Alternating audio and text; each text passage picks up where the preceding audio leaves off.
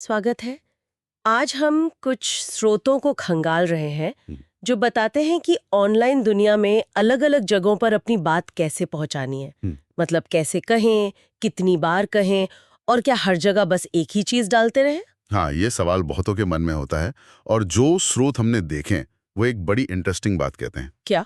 कि संदेश एक ही हो, आपका कोर मैसेज, लेकिन उसे कहने का तरीका वो हर प्लेटफॉर्म के हिसाब से अलग होना चाहिए। एक संदेश, विभिन्न माध्यम। अच्छा, मतलब दिल की बात वही पर लिबास अलग-अलग। बिल्कुल।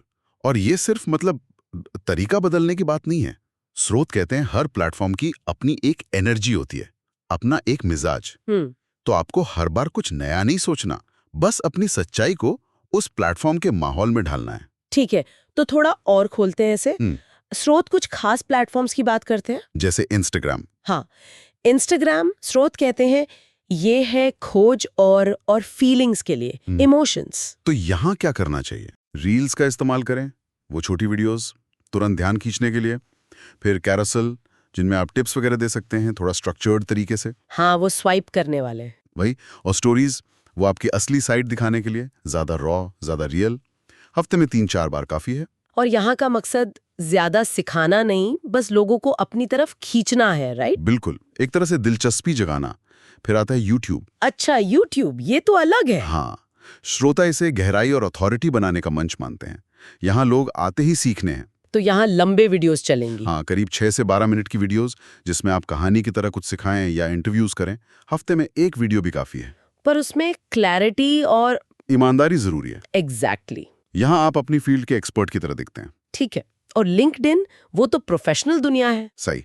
लिंक्डइन पर फोकस है थॉट लीडरशिप पर, अपनी पहचान बनाना, अपने आइडियाज रखना। तो यहाँ वीडियोस नहीं। चल सकती हैं, पर ज्यादा जोर लिखित पोस्ट पर है। अच्छा। शायद 200-500 शब्द, या फिर वो डॉक्यूमेंट वाले कैरोसेल। अच्छा, कितनी बार? हफ्ते में 2-3 पोस्ट। यहाँ का गोल थोड़ा अलग है, लोगों की सोच को चैलेंज करना, जो डिसीजन मेकर्स हैं उन तक पहुंचना। इंटरेस्टिंग।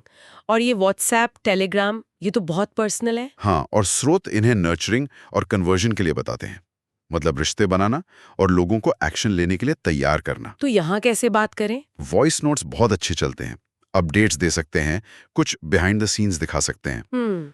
छोटी छोटी बातें। हाँ, हफ्ता में 2-4 बार, बस छोटे अपडेट्स। ये बहुत इंटीमेट स्पेस है, अगला कदम सुझाने के लिए बढ़िया है। तो मतलब जो बात साफ हो रही है वो ये कि हर प्लेटफॉर्म की अपनी जुबान है, उसका सम्मान करना ही पड़ेगा। बिल्कुल। और स्रोत इस पर बहुत जोर देते हैं कि कंटेंट को रीपर्पस करना, मतलब दोबारा इस्तेमाल करना, वो कॉपी पेस्ट करना नहीं है। बिल्कुल नहीं। सही कहा। मतलब ऐसा नहीं कि यूट्यूब की वीडियो उठाई और हर जगह चेप दी। नहीं, वो तो काम ही नहीं करेगा। ये अडेप्टेशन है। हम्म, जैसे मान लीजिए आपका एक 10 मिनट का यूट्यूब वीडियो है, हाँ, तो आप उसमें से शायद 2 छोटी इमोशनल रील्स निकाल सकते हैं इंस्टाग्राम के लिए, और उसी वीडियो का कोई एक मेन पॉइंट, कोई इनसाइट, हाँ। उसे लिंक्डइन पोस्ट बना सकते हैं। वाह, मतलब एक ही मेहनत से कई तीर। हाँ, एक ही आइडिया, हाँ। अलग-अलग फ्लेवर में। इससे एक और बात जुड़ी है, जो स्रोत कहते हैं कम प्लस प्यार इक्वल्स टू वफादारी। ये मुझे बड़ा अच्छा लगा। हाँ, ये बहुत पावरफुल है। मतलब क्वांटिटी का गेम नहीं है ये। नहीं है। हफ्ते में 10 बिना मन के पोस्ट डालने से अच्छा है आप 3-4 पोस्ट डालें, पर उनमें दम हो, सच्चाई हो। और वो सही जगह पर, सही एनर्जी के साथ कही गई हो। बिल्कुल। और ये प्यार या इमोशनल हुक, वो भी हर प्लेटफॉर्म पर अलग तरह से बनेगा। कैसे? कोई उदाहरण? जैसे यूट्यूब के लिए आप टाइटल सोच सकते हैं जो किसी की दुखती रख कुछ हुए। जैसे जब सब थका हुआ लगे, डाउट हो, तब कोचिंग कैसे काम आती है।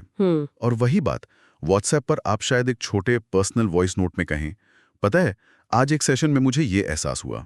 समझी। आत्मा वही, कपड़े अलग। परफेक्ट। ये तो कमाल है।